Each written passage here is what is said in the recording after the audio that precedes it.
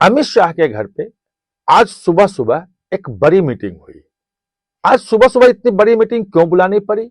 इस मीटिंग में क्या क्या फैसले हुए, कौन कौन मौजूद थे और सुरक्षा का किस सुरक्षा के लिए हुआ था? अमित शाह की बात आती है तो लोग समझते हैं कि नक्सल को लेकर मीटिंग होगी या आतंकवाद को लेकर मीटिंग होगी, कश्मीर को लेकर होगी। ऐसा नहीं है। ये एक सुरक्षा का नया खतरा है, एक नया इमर्जिंग सेक्टर है जिसपे सुरक्षा की चिंता बढ़ गई है। कुछ इनपुट होंगे उनके पास और उसके लिए एक बड़ी बैठक आज सुबह सुबह बुलाई गई। बैठक में कौन कौन थे, क्या क्या फैसला हुआ और वो कैसे देश के आर्थिकी को और देश की सुरक्षा को सुनिश्चित करेगा, आर्थिकी को एक दिशा देगा। इन तमाम चीजों को आज हम between the lines with Neeru Ranjan में समझने की कोशिश करेंगे। लेकिन हाँ, उसके पहले आपसे अनुरोध है कि आप हमारे चैनल को सब्सक्राइब कर लीजिएगा, बेल आइकन बटन दबा दीजिएगा ताकि नया वीडियो आए तो आपको उसका नोटिफिकेशन मिल सके। और अपना कमेंट जरूर दीजिएगा क्योंकि आपके कमेंट से बहुत सारे नए पर्सपेक्टिव मिलते हैं, नई जानकारियां मिलती हैं, उसे नए वीडियो को और बेहतर बनाने में मदद भी मिलती है। तो आज जो बैठक थी वो महत्वपूर्ण थी। जो पुराने जो सिक्योरिटी के चैलेंजेस भारत के सामने थे, आंतरिक सुरक्षा के जो चैलेंजेस थे, चाहे वो कश्मीर घाटी देख लें, आतंकवाद बिल्कुल न्यूनतम स्तर पे अभी भी जिंदा है लेकिन उसका इकोसिस्टम तोड़ने की कोशिश हो रही है। जो नक्सलवाद एक बड़ा आंतरिक सुरक्षा का खतरा था वो लगभग समाप्ति की ओर है और अब बाकी जो मोदी सरकार के विरोधी हैं वो भी अब एक्सेप्ट कर रहे हैं कि 31 मार्च 2026 के पहले नक्सली तो खत्म हो जाएंगे और एक तरह से खत्म हो गए, जो बचे हैं वो भी खत्म हो जाएंगे, नक्सलवाद मुक्त हो जाएगा।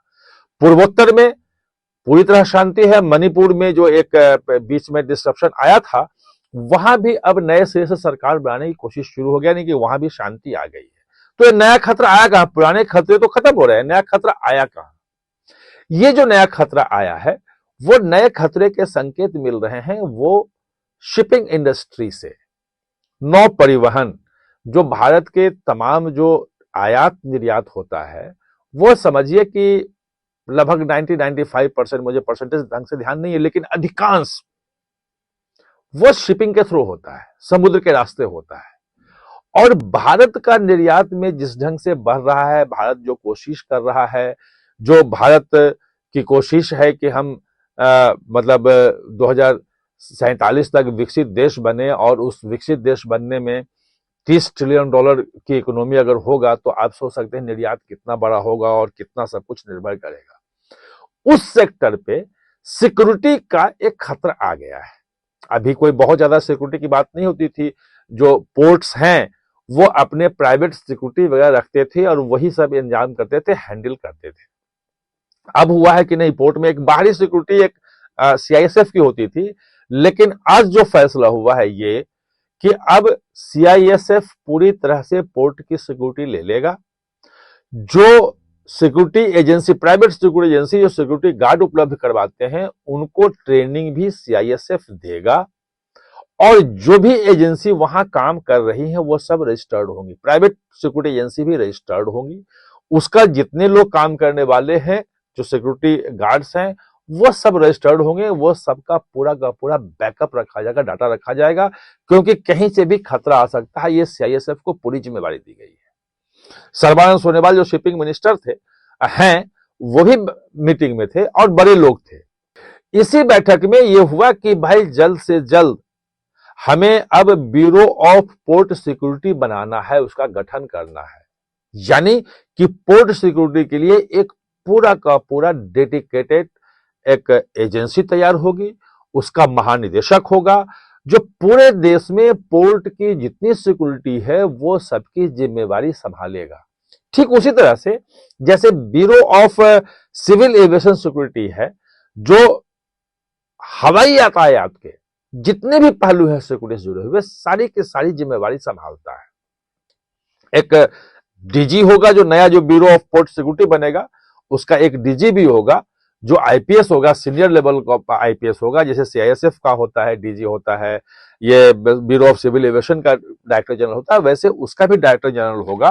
और जब तक वो पूरा का पूरा बन के न तैयार हो जाए तब तक जो नौवहन महानिदेशक जो है अभी वो जो है वो इसकी जिम्मेवारी संभालेगा।